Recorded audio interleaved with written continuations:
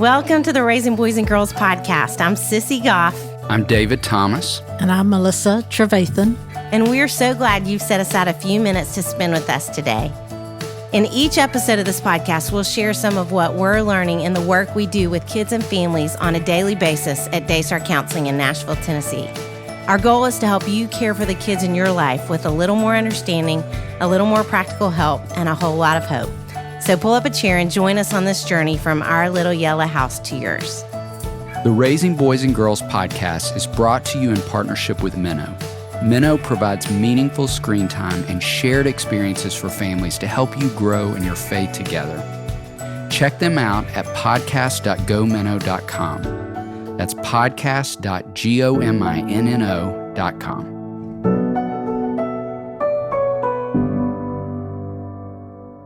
Emily Lay is the founder of Simplified, a brand of planners and organizational tools for busy women.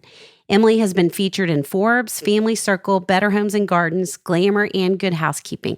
She has been recognized with numerous awards, including Best New Product at the National Stationery Show, as well as Small Business of the Year, Female-Owned Business of the Year, and Entrepreneur of the Year by Studer Community Institute. Emily is the author of several national best-selling books. Now as an author, entrepreneur, wife, and mother to 3, Emily lives in Pensacola, Florida with her husband, Brian, their son, Brady, and twins, Tyler and Caroline, as well as a puppy named Walter. Emily, we are so honored that you would join us for our podcast. We've been so excited and looking forward to this for a long time. Oh, you and me both. I am absolutely thrilled to talk with you guys. I mentioned earlier before we hit record, I am so grateful for all of the goodness that you put out into the world. It has been such a blessing to me as a mom, and I'm just honored to be here. Oh, gosh. Well, I was thinking about you today, and I was thinking about the beauty that you put into the world, the organization, which as Enneagram 1s, we both love how you've made our world more organized, all the different things. And the quote that came to my brain, I don't know if you've ever heard this or read Madeleine L'Engle. Are you familiar with her? No. She said, "We draw people to Christ not by loudly discrediting what they believe, by telling them how wrong they are and how right we are, but by showing them a light that is so lovely that they want with all their hearts to know the source of it." Oh my goodness. I got goosebumps. Isn't that beautiful? And it made me think of you. When I read it, I thought that's what you have done for the world. You are this light that is so lovely, who you are and all the things that you create. Oh. We're just so grateful for you and excited to have your wisdom and heart with us today. That might be the nicest thing I've ever heard. That's beautiful. Well, it feels very true. And let it set the stage for how excited we are to have you here. And Emily, in our minds, it started with a planner, but we would guess it started way before that. So how did you come up with the vision of Simplified, and how has it evolved since then? You know, it's crazy to look back over the last 14 years since I founded the company. God has just taken it in directions that I couldn't have even planned for or dreamed of back in 2008. I always knew with all of my heart that I wanted to be a mom. And when Brian and I got married in 2008, we lived in Tampa. He had a good job. I had a good job. Master's degree in public administration, was just climbing that ladder and felt like there was just something missing that I was being called to, and I just hadn't found it yet. And I decided one day, you know what? I would like to be able to stay home, to work from home with my kids. I knew that I wanted to have a career, but I wanted to be able to do that flexibly in a similar way to what my mom had done. She was a teacher, and she was home with us during summers and afternoons, and I wanted that. So I said, well, I made my bridesmaids these beautiful note cards on my printer at home because I couldn't afford Crane stationery, which is what I wanted to gift them. And if you know paper, you know Crane is just the end-all, be-all. Yes. So I decided I was going to make note cards and sell them on Etsy. And from there, it just kind of took off. Etsy was new. Facebook was the thing. There was no Instagram. Twitter was kind of starting to happen. I had no money for advertising, so I would just tell all my friends about it. And then I started dabbling in like, what if we made stuff that's a little more purposeful and life-giving for women like me who are trying to manage work and life and everything in between. And so very long story short, we made notepads. We ended up making just a whole bunch of different things that felt very purposeful. And when my son was born in 2011, my oldest, I just found myself completely overwhelmed, in love, infatuated with this sweet baby that we tried for a long time to have, and this career that I loved. And I just felt like I couldn't do it all very well. And in my head, everyone else was doing it really well and very effortlessly. And I was the only one struggling. When I started sharing that story, I started to learn that no, like women everywhere are struggling with this. Yes. So I made a tool to help myself out with a binder and a Sharpie. And that's how the Simplified Planner came to be. And then over the years, we've kind of we've collected these amazing women who work with me who have talents that just blow my mind every day. And they have helped me take Simplified into what it is now. And now we have an online store where we sell planners and organizational tools. And we have almost 9 books. And we have products in Target and Walmart and Office Depot and Staples. And I just could never have ever dreamed that that would come to be. It's amazing. Wow. And you have 3 kids now to boot. I do, yes. So I have an 11-year-old named Brady. He's fantastic. He's in 5th grade. And then I have twins who are 7, which is crazy, a boy and a girl, Tyler and Caroline. And my kids are phenomenally fantastic and very, very different from one another. Their personalities and their likes and dislikes and their quirks are very unique and individual. So it's a wild and crazy ride, but it's so much fun. And you have a new addition to the family that we were talking about before that you might have to tell about too. I hope you can't hear him. He's trying to tear up everything in this room. His name is Walter. Can't hear him at all. Walter he's called a twoodle. So he's a mix between a golden doodle and a schnoodle. And he is our new puppy. Oh, wow. Yep. And he is about 5 months old. He's so fun. He's so cute. I wish we could show you all a picture. Maybe you could send us a picture we could put in the show notes or something. I'm on it. Let's do it. Okay, good. Emily, what would you say to moms who might be listening, who have a dream to start their own business?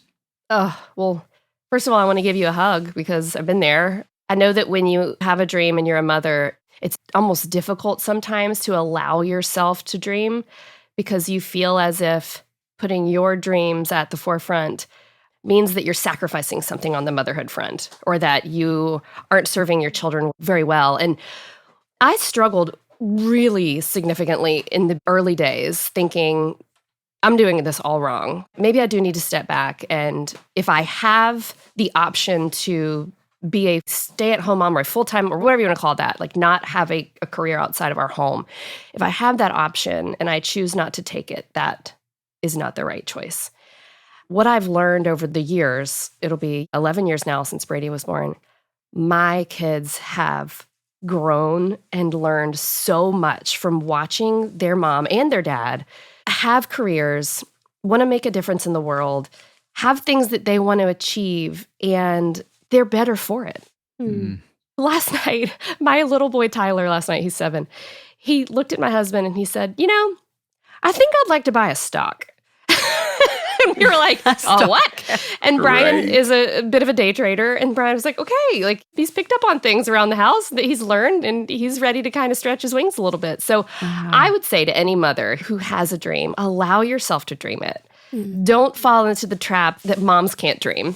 You will be showing your children, they will be watching you try for a hard thing, try to make your life better because you have something that you're passionate about. And I really do think that goes a long, long way.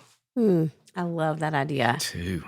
What about balance today? How would you encourage moms to help them find balance, which is so tough? Oh, that's a good question. First of all, I heard this analogy one time, and it has just stuck with me over the years that balance is much like riding a bike, that you're constantly shifting your weight from left to right. You're leaning harder into work one day and then leaning a little harder into family the next day or week or year or season, but you're constantly shifting back and forth so that you don't face plant. And if you think about the physics of riding a bike, that's exactly what you do. To me, that analogy is full of so much grace. And it reminds me that it's okay. Like this week, I had to go out of town for 3 days to a photo shoot for Simplified. I had to lean pretty hard into work. But next week, we have, class parties at school, and I'll be taking time away to go and attend those things. And so it's just a constant shift from left to right and kind of finding that sweet spot. I don't think I've ever achieved balance. I don't even know if that exists, if we're being honest. So true. Yes. Which is grace in itself. Amen. Amen. That is grace in itself. And I would also say, allow yourself the power to say no when you need to. I recently interviewed Nadra Tawwab, who's an expert on boundaries for the Simplified podcast. And we talked a lot about how to say no kindly and gracefully when you need to, and how life-giving that is, not just for you, but for other people. It's difficult to set up those kinds of boundaries and say no to different things that could even be good things, but it's so necessary when you're protecting what truly matters most to you and your family. Yes. It's so good. This season of our podcast is called Modern Parents Vintage Values. What's one vintage value you think kids struggle with today, and how do you think we can help them with it? Oh, a vintage value. Honestly, I think it's kindness. We always told Brady there are rules, the Lay family rules and Lay family values, and you are a Lay. You are representing our family out in the world and inside the walls of our home. And so we always told him, always listen, be kind, love God, and love each other. And I think the be kind part is lost sometimes because kids are witnessing the opposite of that in the world and on the news and on the radio and in music lyrics and that kind of thing. And so when the kids get out of the car in the morning, we always tell them 2 things. Brian takes them to school and I pick them up. So this is Brian always says, crush it. That's one of them. Crush it, crush the day. And number 2, be an includer. And so that means be kind and look for the kid who's sitting alone at lunch. Look for the kid who doesn't have a friend on the playground. Always be that person that's looking out for others and pulling them into the circle and reminding them they have a seat at the table. That to me, my oldest, he could go to an Ivy League school. He's just a brilliant child. He's academically so fantastically amazing. I care a lot more about him being the kind kid in the class than I do about any college he goes to. So I guess that's kind of our Lay family thing. Like always, it doesn't matter if they look different than you or they believe different than you or whatever. Always remember that everyone gets a seat at the table. Everyone. So yeah, I would say kindness. And I love that it's both things, be inclusive and crush it. Yeah, absolutely. I mean, crush that the day. speaks to so much of his heart. Yes, Right. yes, that's so good. Yeah. Well, okay, thinking about things that are vintage, what is something that was true about life when you were growing up that you wish was still true today, other than wanting people to be more kind? That certainly. Oh, that's a good question. So my parents, I was very fortunate to grow up in a family that it was just wonderful. I mean, we had a literal white picket fence in front of our house. My parents have been married for 100 years. They adore each other and really just displayed what good marriage looks like to my brother and I. He's 4 years younger than me. My dad worked at the power company. My mom was a teacher. And they made a lot of sacrifices to have the kind of family life that they wanted to create for us. And one of the things that they did was protected our time and didn't overextend us with commitments, both, in sports and things like that, but also going out with friends or, doing that kind of thing. We had dinner at the table every single night. I can remember a few Happy Meals in the car on the way to ballet, but not very many. And by the way, there's nothing wrong with that. I just think it was really beautiful that my parents found it so important that little round table in our kitchen with 4 chairs, that it was filled as often as possible. And good conversations came over that. And it was never thrown together, which, I mean, thinking of our dinners here, sometimes that happens, They would set the table, they would make supper. We always had sweet tea on the table.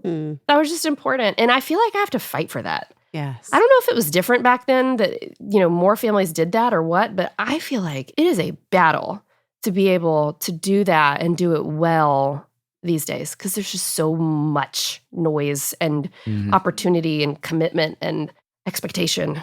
And kids need it so desperately, that kind of slow time where they're face to face with you in real life. And I'm grateful that you fight for it. One of the things that makes me think of is, so 3 kids, 4 years apart between the twins and Brady, and they go to bed similar times, but each of them at night when we tuck them in, they want to deliver a monologue to us about their days. And there are days when I'm like, okay, mommy's so tired. In my head, mommy's tired. The house has to get clean. The things have to get done.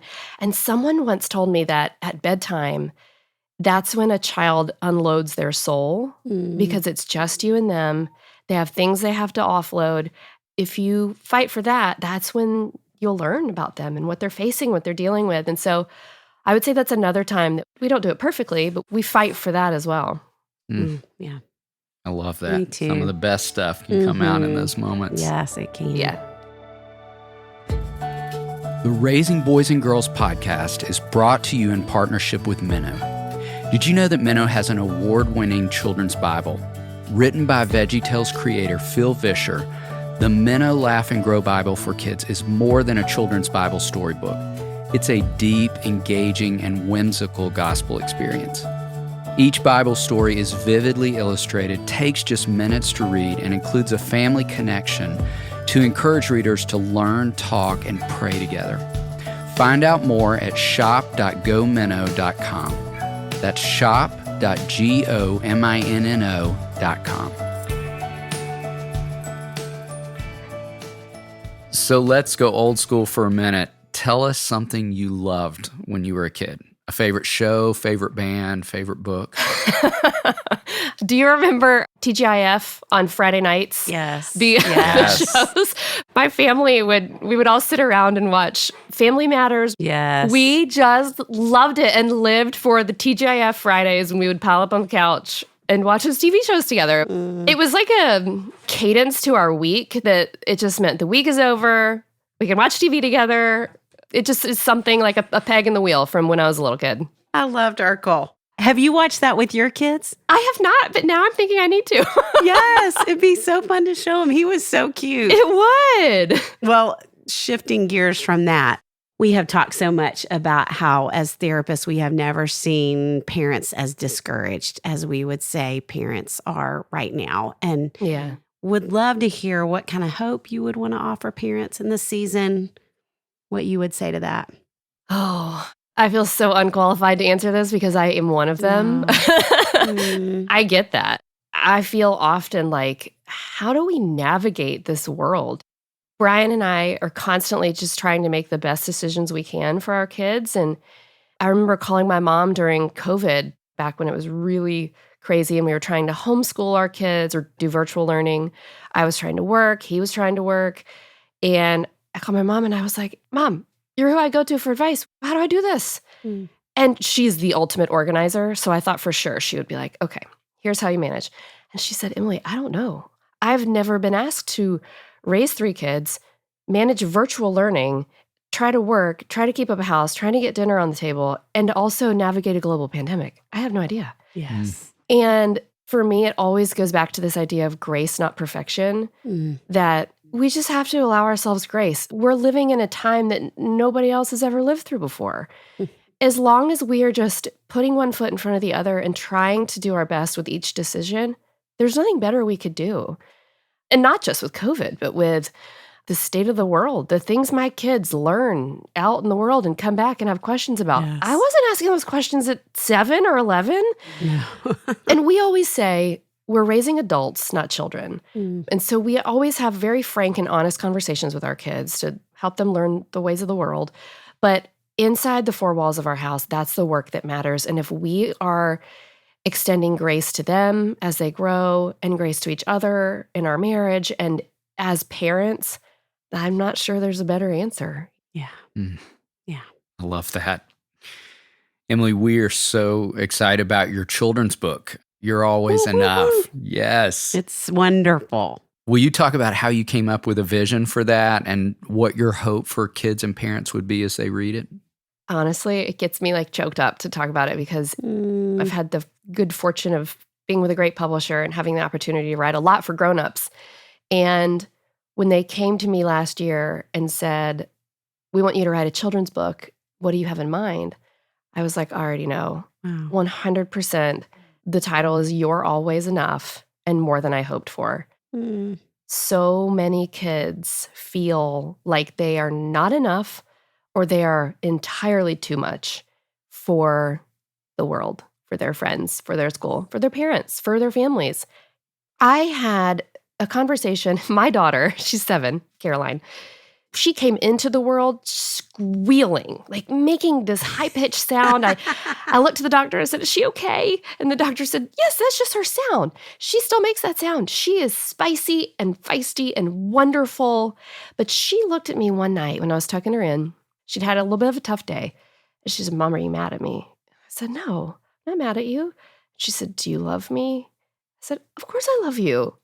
And then she said, I just feel like I'm just not doing like good enough. Mm. She might have been 5 at the time. And I said, Caroline, I love you when you're happy. I love you when you're sad. I love you when you're angry. And I love you when you're mad. Mm. And she just went to sleep. And I don't know why it rhymed, but it did. And I took that into this book. I hope that there are children who pick this book up in a library or in a school or at a friend's house who look or learn or love or believe differently than other people, and they see the grace of God in its pages, and they feel this huge hug from somebody saying, you, just as you are made wonderfully on purpose for a purpose. Those things that make you feel like you're weird or you're different or you're just not measuring up or you don't fit in, that's what makes you so remarkable. Yes. And I just feel like so many kids, they're not told that for whatever reason.